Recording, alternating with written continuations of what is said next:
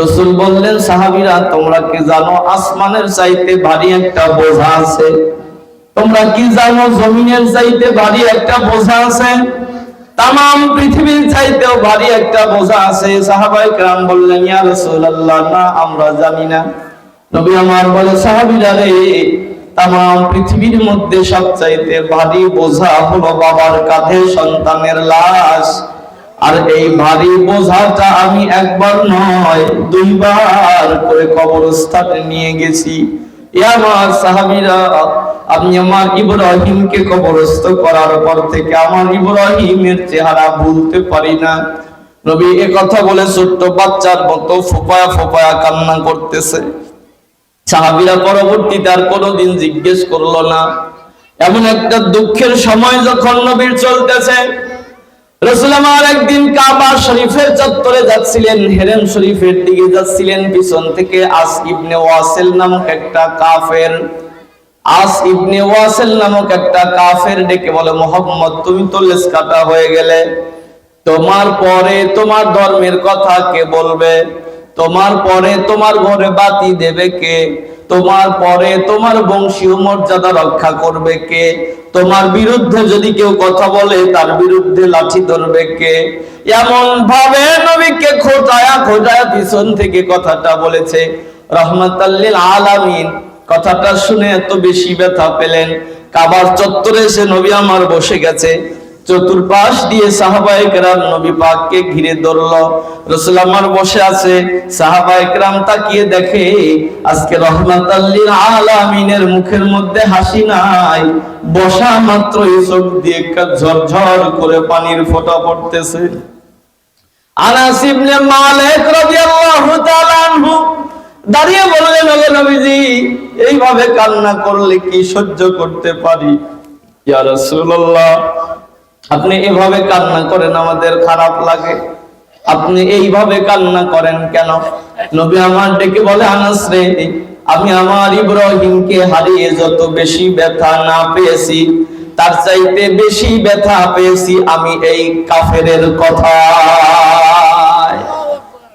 মানুষের মনে দিও না আঘাত, সে আঘাত লাগিবে কাবার গায়। রাসূল বলেন, সাহাবীরা রে, কাবার দিকে আল্লাহ মুখ করে সিজদা করতে বলেছে, ফালইয়াবুদু রাব্ব হাদাল বাইত, এই ঘরের মালিকের ইবাদত করো। এজন্য কাবার দিকে মুখ করে আমরা নামাজ আদায় করি। কিন্তু সাহাবীরা, তোমরা কি জানো একদিন পাথরের কাবা থাকবে, কিন্তু কিয়ামত হয়ে যাবে।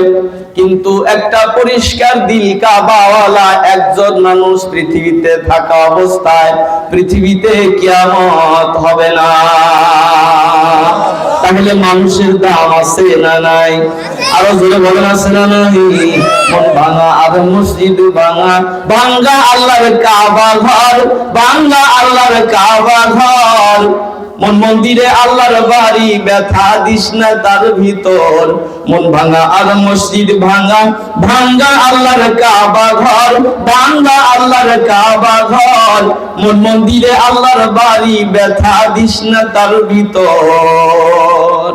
রাসূল বললেন, সাহাবীরা, আমি আমার সন্তান হারিয়ে যত বেশি ব্যথা না পেয়েছি, তার চাইতে বেশি ব্যথা পেয়েছি কাফেরের কথায়। নবী এই কথা বলে ছোট্ট বাচ্চার মতো ফোঁপায়া ফোঁপায়া কান্না করতেছে। সাহাবীরা চতুর্পাশে বসে কান্না করতেছে, কথা বলার শক্তি কারো নাই। দীর্ঘ সময় নবী আমার আপন মনে বসে বসে কান্না করলেন। কান্না করার পরে হঠাৎ করে সাহাবায়ে কেরাম তাকিয়ে দেখে নবী আমার ঘেমে যাইতেছে আর থরথর করে কাঁপতেছে। সাহাবীরা রাসূলের পাকের চেহারার দিকে তাকিয়ে দেখে রাহমাতাল লিল আলামিন মাথাটা নিচু করে এত সময় কান্না করতেছিল, এখন আস্তে করে মাথাটা উপরের দিকে উঠাইতেছে। সবাই নবী পাকের চেহারার দিকে তাকিয়ে দেখে রাহমাতাল লিল আলামিনের মুখের মধ্যে আর কান্নার ভাব নাই, এখন নবী পাকের চেহারার মধ্যে মুস্কি মুস্কি হাসি দেখা যায়। আনাস ইবনে মালিক রাদিয়াল্লাহু তাআলা আনহু ডেকে বলল, নবীজি সবেমাত্র আপনি কান্না করতে করতে মাথা নিচু করে দিলেন, এখন আবার মাথা উঁচু করেছেন, আপনার মুখের মধ্যে মুস্কি হাসির ভাব দেখা যায়। ওগো নবীজি কেন? নবী আমার ডেকে বলে, সাহাবায়ে কেরাম, ও আমার সাহাবীরা, আমি নবী, তোমরা নবী না, আমি যা দেখি তোমরা তা দেখো না। আমার কাছে এই মুহূর্তে জিবরাইল আমিন এসেছিল, আমার আল্লাহ রাব্বুল আলামিন আমাকে সূরা কাউসার দান করেছে। ইন্না আ'তাইনাকাল কাউসার, হে রাসূল নিশ্চয় আমি আপনাকে দান করেছি কাউসার। নবী আমার ডেকে বললেন, সাহাবীরা তোমরা কি জানো কাউসার কি? সাহাবীরা বলেন, না, আল্লাহ আর আল্লাহর রাসূলই ভালো জানে। রাসূল বললেন, কাউসার হলো ফাইন্নাহু নাহরুন ফিল জান্নাহ, এটা হলো জান্নাতের ভিতরের একটা নহর। কিয়ামতের কঠিন ময়দানে পুরো জমিন যখন তামা হয়ে যাবে, সূর্য মাথার আধাত উপরে আসবে, সূর্যটার 12টা মুখ দিয়ে তাপ দেয়া শুরু করবে, সূর্যের তাপে মানুষের মাথার মগজ গইলা গইলা নাক দিয়া আর কান দিয়া বের হতে থাকবে। মানুষেরা চিৎকার করবে, পানি দাও, পানি দাও। এক ফোঁটা পানি যেন কলিজায় তৃষ্ণায় যেন কলিজা ফেটে যায়। যখন মানুষেরা তৃষ্ণায় পিপাসার্ত কাতর হয়ে পানি পানি বলে চিৎকার করবে, ওই সময় আমার আল্লাহ রাব্বুল আলামিন আমাকে হাউজে কাউসার দান করবে। আর হাউজে কাউসারের এক পেয়ালা পানি যে ব্যক্তি একবার পান করতে পারবে, জান্নাতে যাওয়ার আগ পর্যন্ত তার আর কোনো পিপাসা লাগবে না। বললেন, সাহাবীরা তোমরা কি জানো হাউজে কাউসারের পান পাত্র কত? সাহাবায়ে কেরাম বলেন, নবীজি না, তাও আমরা জানি না। রাসূল বললেন, সাহাবীরা আকাশে যতগুলো তারকারাজি দেখতে পাও তার চাইতে বেশি হলো হাউজে কাউসারের পান পাত্র। নবী আমার দেখে বলেন, আল্লাহ পাক আমাকে স্পেশাল ভাবে হাউজে কাউসার দান করবে, আর আমি আমার উম্মতকে স্পেশাল ভাবে হাউজে কাউসারের পানি পান করাবো। সাহাবায়ে কেরাম ডেকে বললেন, ইয়া রাসূলুল্লাহ, কিয়ামতের ময়দানে কি সব নবী রাসূলের উম্মতেরা উঠবে না? নবী বললেন, হ্যাঁ উঠবে। ওগো নবীজি, তাহলে আপনি আপনার উম্মতকে স্পেশাল ভাবে যে হাউজে কাউসারের পানি পান করাবেন, আপনি আপনার উম্মতকে চিনবেন কিভাবে? রাসূল আমার মিসাল দিতে গিয়ে বলে, সাহাবীরা শোনো, কালো মেষ বালের ভিতরে যদি সাদা রঙের মেষ থাকে, এটা বের করার জন্য কি যন্ত্র লাগে? কালো ঘোড়ার পালের ভিতরে যদি সাদা রঙের চিত কপালে ঘোড়া থাকে, এটা বের করতে কি যন্ত্র লাগে? রাসূল বলেন, আমার উম্মত যারা হবে এরা 5 ওয়াক্ত নামাজ আদায় করবে, নামাজের আগে এরা ওযু করবে, অপবিত্রতা থেকে পবিত্রতা অর্জনের সময় ওযু করবে, আর ওযুর সময় তাদের দেহের যে সকল অঙ্গ পানি দ্বারা ধৌত করবে, ওযুর পানি যে সকল অঙ্গে লাগবে, কিয়ামতের ময়দানে ওই সকল অঙ্গ থেকে আল্লাহ পাকের নূর চমকাতে থাকবে। এজন্যই তো হযরতে ওমর ফারুক যখন ওযু করতেন, ওযুর পরে কালেমায়ে শাহাদাত পাঠ করা হলো মুস্তাহাব। হযরতে ওমর যখন ওযু করতেন, ওযুর পরে আকাশের দিকে মুখটা উঠায়া শাহাদাত আঙ্গুলি উপরের দিকে উঠায়া হযরতে ওমর কালেমায়ে শাহাদাত পাঠ করতেন, যার কারণে ওযুর পানি এরকম করে দেহের ভিতরে প্রবেশ করত। ওযুর ভেজা হাতের পানিটা গড়ায়া গড়ায়া দেহের ভিতরে প্রবেশ করত। সাহাবায়ে কেরাম জিজ্ঞেস করলেন, আমিরুল মুমিনিন, একই কাজ আপনি একাধিক দিন করলেন কেন? আপনাকে একাধিক দিন দেখেছি আপনি ওযুর পরে হাতটা উপরের দিকে উঠা কালেমায়ে শাহাদাত পাঠ করেন, আর ওযুর পানি আপনার দেহের ভিতরে প্রবেশ করে, এই কাজটা আপনি কেন করলেন? হযরত ওমর ডেকে বলে, ও নবীর সাহাবীরা, তোমরা কি নবী পাকের জবান থেকে শোনো নাই, ওযুর পানি দেহের যে সকল অঙ্গে লাগবে, কিয়ামতের ময়দানে ওই সকল অঙ্গ থেকে আল্লাহ পাকের নূর চমকাতে থাকবে। আমি ওমর চাই আমার গোটা দেহ থেকে যেন কিয়ামতের ময়দানে আল্লাহ পাকের নূর চমকাতে থাকে। প্রশ্ন এবার আপনাদের কাছে, বেলনাগাছির মানুষেরা, যেহেতু এবছর আমি 80 নেই, এটাই প্রথম আশা, এটাই শেষ আশা, আমার কথা বুঝতে কি সমস্যা হচ্ছে? যদি সমস্যা না হয় তাহলে একটু জবাব দেন তো, নবী পাকের কি মারা গেছে? হ্যাঁ, মারা গেছে ছেলে, ঠিক না? আর আল্লাহ দান করতেছে কি? কাউসার কি? পানি। মারা গেছে ছেলে, আল্লাহ না হয় আরো একটা ছেলে দিয়ে সান্ত্বনা দিলেই তো পারতো, কিন্তু আল্লাহ তা না দিয়ে কাউসার দিয়ে সান্ত্বনা দেয়। কাউসার হলো পানি। নবী তাতেই খুশি হয়ে যায়। তার মানে বোঝা গেল আমার বোঝা আর নবী পাকের বোঝার মধ্যে পার্থক্য আছে। রাসূল বলেন, সাহাবীরা আমি কাউসার পেয়ে খুশি হওয়ার পেছনে কারণ ছিল 5টা। যদি বলেন কয়টা? প্রথম নাম্বার কারণ, আমার আল্লাহ পাক আমাকে ডেকে বললেন, হাবিব আমার, আপনার পুত্র সন্তান মারা গেছে, আপনি কান্না করতেছেন কেন? আমি ডেকে বললাম, রব্বুল আলামিন, আমার সন্তান ছেলে 2টা যদি মারা গেল, আমার পরে আমার ঘরে বাতি দেবে কে? আমার পরে আমার ধর্মের কথা বলবে কে? আমার পরে আমার বিরুদ্ধে কথা বললে তার বিরুদ্ধে অ্যাকশন নেবে কে? আল্লাহ পাক ডেকে বলে, হাবিব আমার, আমি আপনার 2টা পুত্র সন্তানকে কেড়ে নিলাম, বিনিময়ে কিয়ামত পর্যন্ত কোটি কোটি রূহানি সন্তান আমি আপনাকে দান করে দেব। আপনার 2টা পুত্র সন্তান বেঁচে থাকলে লাঠি ধরতো 2টা, কতদিন বেঁচে থাকতো? যতদিন। কিন্তু কিয়ামত পর্যন্ত এমন কোটি কোটি রূহানি সন্তান আমি আপনাকে দান করে দেব, যারা আপনার ইজ্জত বাঁচানোর জন্য তাদের জীবনের তাজা রক্তখানি কেউ ঢেলে দিতে দ্বিধা করবে না। বর্তমান পৃথিবীতে গত কয়েক বছর আগের গবেষণা অনুযায়ী বর্তমান পৃথিবীতে এই রূহানি সন্তানের সংখ্যা হলো 180 কোটি। এখন প্রায় 200 কোটিরও অধিক। সুবহানাল্লাহ বলেন। মারা গেছে কয়টা ছেলে? আর বর্তমানে উম্মত আছে হলো 200 কোটিরও অধিক। 200 কোটি মুসলমানের হৃদয়ের স্পন্দন হলো নবী মুহাম্মদুর রাসূলুল্লাহ সাল্লাল্লাহু আলাইহি ওয়াসাল্লাম।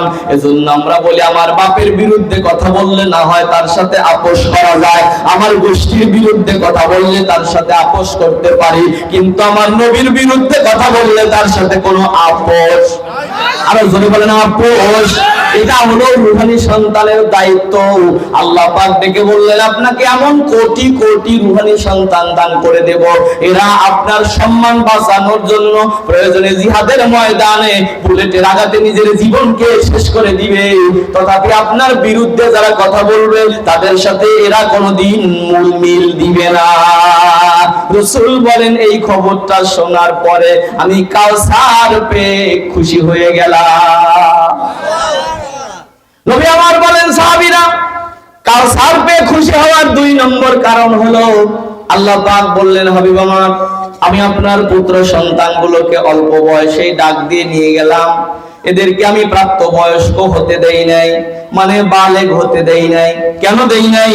আল্লাহ পাক কুরআনে অন্যত্র ঘোষণা করেছেন, মা কানা মুহাম্মাদুন আবা আহাদিন মির রিজালিকুম ওয়ালাকির রাসূলুল্লাহ।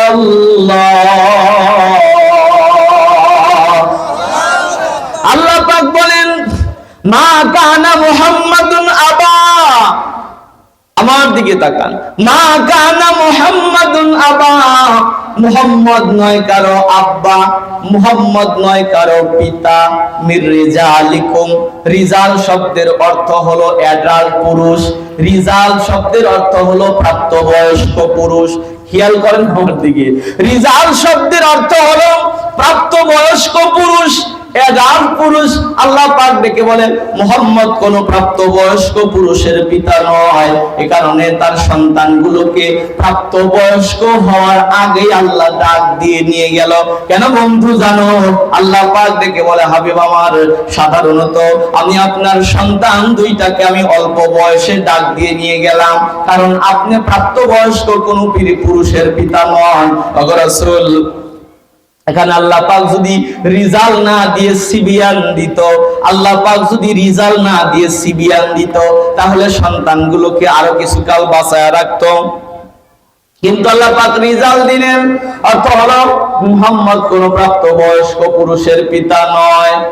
আপনাদের মনোযোগ তো লাইনের দিকে গেছে। ও আজকে শুনতেছেন আপনারা? হ্যাঁ, শুনতেছেন? ওই দিকে তাকায় আছে। তাকান, আমার দিকে তাকান। এইদিকে তাকান, অত শোনা লাগবে। ওইদিকে তাকান কেন? মুহাম্মদ কোন প্রাপ্তবয়স্ক পুরুষের পিতা নয়। রিজাল শব্দের অর্থ হলো অ্যাডাল্ট পুরুষ, প্রাপ্তবয়স্ক পুরুষ। আল্লাহ পাক বলেন মুহাম্মদ কোন প্রাপ্তবয়স্ক পুরুষের পিতা না। এই কারণে সন্তানগুলোকে বালেগা হওয়ার আগে আল্লাহ ডাক দিয়ে নিয়ে গেল। আল্লাহ পাক যদি এখানে সিবিয়ান দিত, সন্তানগুলোকে আরো কিছু কাল বাঁচায় রাখতো। আল্লাহ বলেছে মুহাম্মদ প্রাপ্তবয়স্ক পুরুষের পিতা নয়, এজন্য তার সন্তানগুলো বালেগা হওয়ার আগে আল্লাহ ডাক দিয়ে নিয়ে গেল। আল্লাহ ডেকে বলে, হাবিব আমার, কেন আপনার সন্তানগুলোকে আমি প্রাপ্তবয়স্ক হওয়ার আগেই ডাক দিয়ে নিয়ে গেলাম? সাধারণত পৃথিবীর ইতিহাসে নবীর ছেলে নবী হয়েছে, আদম পয়গম্বরের সন্তান শীষ পয়গম্বর হয়েছে, দাউদ পয়গম্বরের সন্তান সুলাইমান পয়গম্বর হয়েছে, ইব্রাহিম পয়গম্বরের সন্তান ইসমাইল পয়গম্বর হয়েছে। কিন্তু আমার নবীর পরে আর কি কোন নবী আছে? আমার রাসূলের পরে আর কি কোন রাসূল আছে? আল্লাহ ডেকে বললেন, হাবিব আমার, যেহেতু আপনার পরে আর কোন নবী রাসূল আসবে না, এজন্য আপনার পুত্র সন্তানগুলোকে আমি বাঁচায়াও রাখবো না। কারণ আপনার পরে যদি আপনার পুত্র সন্তান বেঁচে থাকে, আপনার কিছু হুজুকি উম্মত থাকবে, এরা আপনার এই পুত্র সন্তানদেরকে অতিরিক্ত ভক্তি করতে যায় বৈজ্ঞানশীল নবী বানায়া ছাড়বে, যেরকম বর্তমানে পীরের ছেলে পীর হয়। কথা কি বোঝেন? ওই পীরের মুরিদের ভিতরে এমন অনেক আল্লাহওয়ালা মুরিদ আছে যাদের মাকাম উঁচু লেভেলের, কিন্তু পীর সাহেব খেলাফত তাকে দেয় না। পীর সাহেব প্রথম খেলাফত দেয় হলো আপন নিজের ছেলেকে। ছেলে যদি জেনারেল শিক্ষিত হয়, আলেম না হয়ে যদি সাধারণ হয়, তারপরেও ছেলেকে খেলাফত দিয়ে নিজের চেয়ারে বসায় দেয়। কারণ পীর সাহেব জানে আমার পরে আমার এই রাজ্য চালাবে কে, ব্যবসা তো খারাপ না। পীর পূজা আর মাজার পূজায় দেশটা গেছে ভরিয়া, শিরিক বিদআত ভণ্ডামিতে দেশটা গেছে ভরিয়া। খাজার নামে মাজার গড়ে, খাজার নামে মাজার গড়ে দেখায় খাজার শান। ওরা শিক্ষিত শয়তান, ওরা শিক্ষিত শয়তান, ওরা শিক্ষিত শয়তান, ওরা শিক্ষিত শয়তান।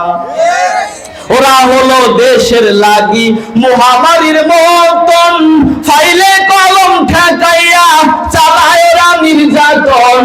ওরা হলো দেশের লাগি মহামারীর মতন, ফাইলে কলম ঠেকাইয়া চালায় ওরা নির্যাতন।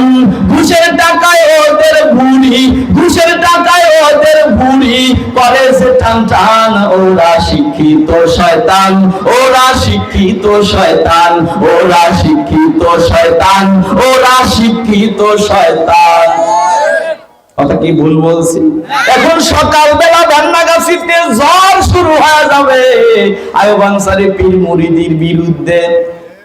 আমি কিন্তু পীর মুরিদের বিরুদ্ধে কথা বলি নাই, বরং বাংলাদেশে ইসলামের বাণী যারা প্রচার করেছে প্রাথমিক পর্যায়ে, এদের মধ্যে অন্যতম হলো পীর মাশায়েখেরা, এদের মধ্যে ওলিয়া উলিয়ারা, এরা বাংলাদেশে ইসলামের প্রচার প্রসার করেছে। আমি হকের পক্ষে আছি। বাংলাদেশে এমনও হক দরবার আছে যেখানে দাড়ি ছাড়া মানুষ গেছে, দাড়ি রাখিয়া বাড়িতে আসছে। এমনও অনেক হক দরবার আছে, হক পীরের অনেক দরবার আছে যেখানে বেনামাজি গেছে, নামাজি হয়ে ফিরছে, বিড়িখোর গেছে, বিড়ি ছাইড়া ফিরছে। আবার এমন অনেক বন্দর দরবারও আছে যেখানে বিড়িখোর গেছে, গাঁজাখোর হয়ে ফিরছে। একটা নেতে যেমন তেমন, দুইটা নেতে মজা, তিনটা নেতে বাবা হাজির নাজির, চারটা নেতে গাজা, ওরা মস্ত বড় খাজা। ঠিক কিনা বলেন? আমি বলেছি তাদের কথা।